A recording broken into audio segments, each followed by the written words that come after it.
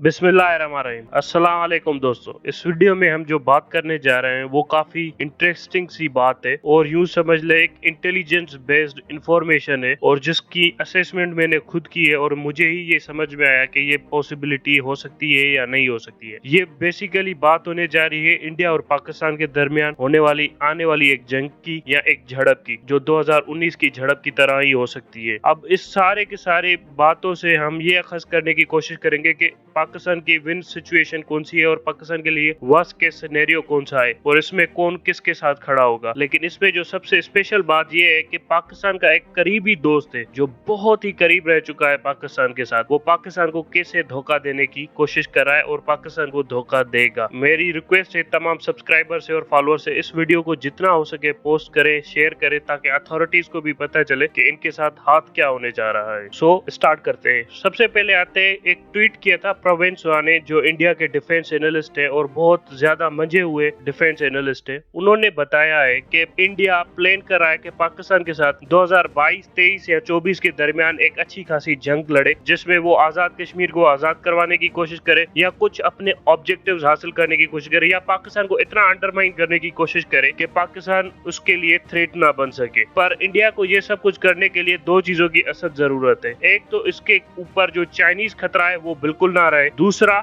इसके पास वो वार कैपेसिटी होनी चाहिए जो इसे पाकिस्तान के ऊपर एक सक्सेसफुल एज दे। इन टर्म्स ऑफ न्यूक्लियर वो तो नो विन सिनेरियो है, दोनों मुल्क तबाह हो जाएंगे। बट इंडिया को क्या चाहिए, एक और चीज इंडिया को चाहिए कि एक ऐसी एयर कैपेबिलिटी और ऐसा एयर डिफेंस हो जो पाकिस्तानी कभी भी पेनिट्रेट कर ही ना सके, क्योंकि हम सबको पता है 65 में इंडियन की एसी की तस्हीर पाकिस्तान की एयरफोर्स ने की थी। 71 हम हारे इसलिए थे क्योंकि पाकिस्तान की एयरफोर्स उस तरह से परफॉर्म नहीं कर सकी थी। सो इंडिया पाकिस्तान वार थिएटर के दौरान सबसे बड़ा क्रिटिकल रोल होगा वो एयर पावर का होगा। इसके लिए इंडिया ने सबसे पहले ऑर्डर किए थे S-400, फिर उन्होंने मंगवाए राफेल जेट। अब हमको ये पता है कि S-400 जो भी है वो एक अच्छा खासा सिस्टम है लेकिन पेनिट्रेबल है, लेकिन अगर राफेल हो इंडिया के पास तो इंडिया इससे अपने एयर डिफेंस को कवर भी दे सकता है। बट इसमें एक और प्रॉब्लम हो जाती है कि इंडिया के पास जो राफेल की तादाद है वो 36 के करीब है। इंडिया के मॉनिटरी बजट में इतनी कैपेसिटी ही नहीं है कि वो राफेल के अलावा और कोई जेट और ज्यादा खरीद भी सके, क्योंकि राफेल इन्हें बहुत महंगे पड़े। S-400 डिफेंस इंडिया को पड़ा था $6 बिलियन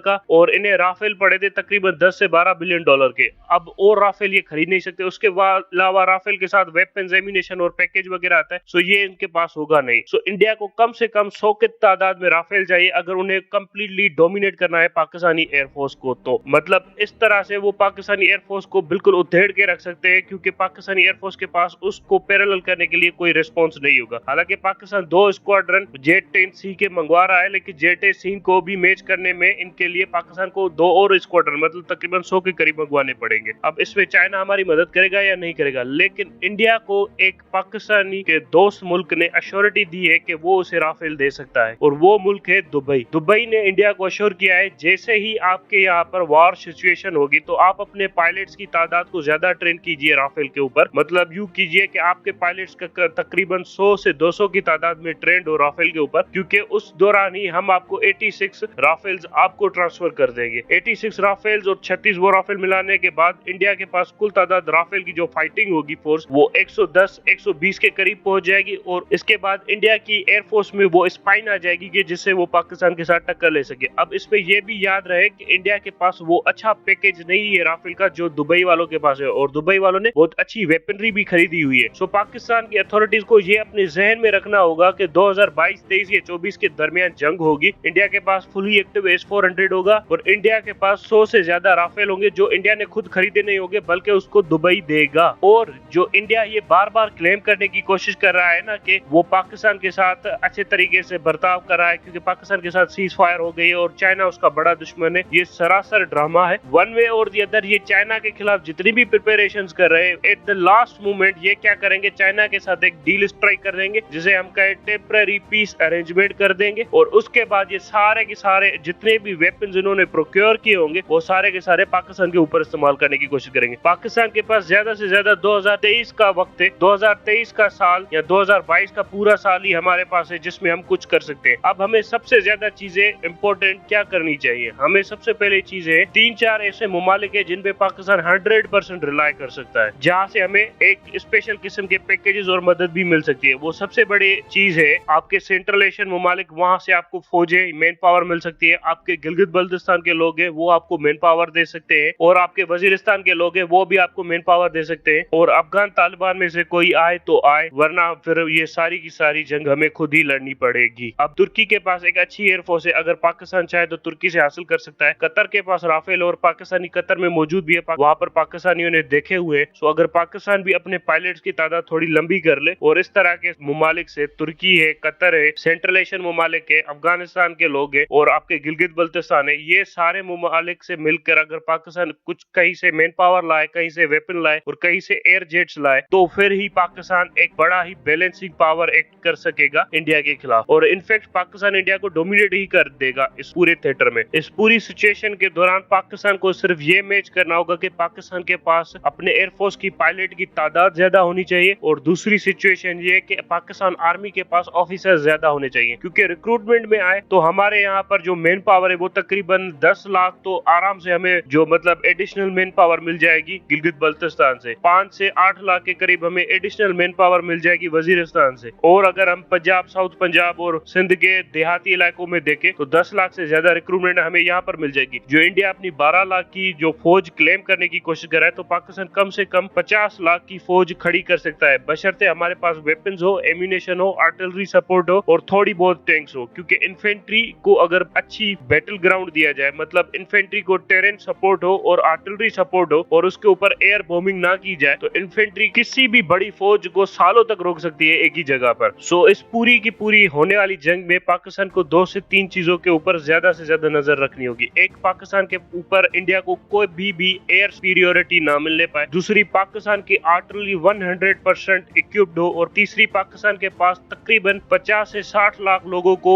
देने के लिए हथियार मौजूद हो, और पाकिस्तान के पास तकरीबन 7 अरब से 8 अरब गोलियां हो, तकरीबन आर्टिलरी के शेल 2 से 10 करोड़ के दरमियान हो। इस तरह की वेपनरी अगर पाकिस्तान के पास होगी तो हम इंडिया के साथ 100-200 साल तक जंग भी लड़ सकते हैं, और फिर इंडिया को बता भी सकते हैं कि क्या होगा। क्योंकि इंडिया क्विकली जंप नहीं करेगा न्यूक्लियर थिएटर में, और अगर न्यूक्लियर थिएटर में जंप भी करेगा तो इंडिया को काफी ज्यादा नुकसान होगा। क्योंकि एरिया वाइज अगर पॉपुलेशन देखी जाए, पाकिस्तान की population ratio with its geography बड़ी ही कम है। इससे ये होगा कि पाकिस्तान अगर अपनी पॉपुलेशन को थिनली स्प्रेड कर दे पूरे एरिया में, तो पाकिस्तान की पॉपुलेशन सर्वाइव कर सकती है। लेकिन इंडिया की पॉपुलेशन रेशियो बड़ी ही खतरनाक हद तक है, और इंडिया चाह कर भी अपने यहाँ पर वो बहुत सारे लोग नहीं बचा सकेगा। इनफैक्ट अगर हमें न्यूक्लियर वॉर में भी जाना पड़ता है तो हमें स्पेसिफिकली टारगेट करना पड़ेगा इंडियन इंटेलिजेंसिया को। मतलब वो शहर स्पेसिफिकली टारगेट करने पड़ेंगे जहां पर इंडिया के पढ़े लिखे तबके हो, इंडिया की बिजनेस कम्युनिटी हो, ताकि अगर इंडिया एक न्यूक्लियर फुल स्केल वॉर से बच भी जाए तो इंडिया के पास वो कैपेसिटी ना हो कि वो खुद को रीबिल्ड कर सके। क्योंकि हमें सबको पता है कि न्यूक्लियर वॉर के बाद कुछ ना कुछ बच जाएगा। मतलब यूं समझ ले, अगर इंडिया की 120 करोड़ की आबादी है तो इंडिया के पास 20 करोड़ तकरीबन लोग बच जाएंगे, और अगर पाकिस्तान की 20-22 करोड़ आबादी है तो हमारे पास भी 2 से 3 करोड़ लोग बच ही जाएंगे। बट अगर हम अपनी पॉपुलेशन को थिनली स्प्रेड कर दे अक्रॉस द ज्योग्राफी, तो इंडिया के पास ना इतने न्यूक्लियर वेपन है, ना इतनी कैपेसिटी है कि वो सक्सेसफुली एक इंच ऑफ पाकिस्तान को स्ट्राइक कर सके। ठीक है, और एक आधा बम हमें दुबई को भी मार देना चाहिए, क्योंकि दुबई हमें धोखा देने जा रहा है। अब ये पूरा फुल स्पेक्ट्रम वॉर है जो इंडिया प्लान कर रहा है। अब मैं चाहता हूं कि पाकिस्तानियों को अपने ज़हनी तौर पर तैयार रखूं कि भाई ये होगा 2022 में, 23 में या 24 में तुम्हारे साथ होगा। ये तब ही डिटर होगा जब तक पाकिस्तान के पास वो एडिशनल वेपन्स कैपेसिटी नहीं आ सकती। जैसे कि पाकिस्तान के पास तकरीबन 200 से 300 J-17 थंडर के जहाज आ जाए, ब्लॉक 3 के, या J-10C के 150 से 200 जहाज आ जाए, या पाकिस्तान के पास एक लॉन्ग रेंज स्पेशलाइज्ड आर्टिलरी आ जाए जिसके 300 किलोमीटर रेंज पर जाकर शेल गिरता है, वो पाकिस्तान के पास इंडिजिनियस कैपेसिटी आ जाए, फिर इंडिया को थोड़े हाथ पांव फूल जाएंगे और इंडिया को डर लगने लगेगा, क्योंकि अब वो नो विन सिनेरियो में आ चुका होगा। जब तक नो विन सिनेरियो कायम है, इंडिया जंग नहीं इंपोज करेगा। लेकिन फिलहाल इंडिया को ये लगता है कि वो जंग इंपोज करके जीत सकता है। सो मेहरबानी करके ये वीडियो ज्यादा से ज्यादा शेयर कीजिए, बहुत सारे लोगों को दिखाइए, इंक्लूडिंग पाकिस्तान आर्मी ऑफिशियल्स, जो ये सारी की सारी चीजें समझ सके। Thank you very much.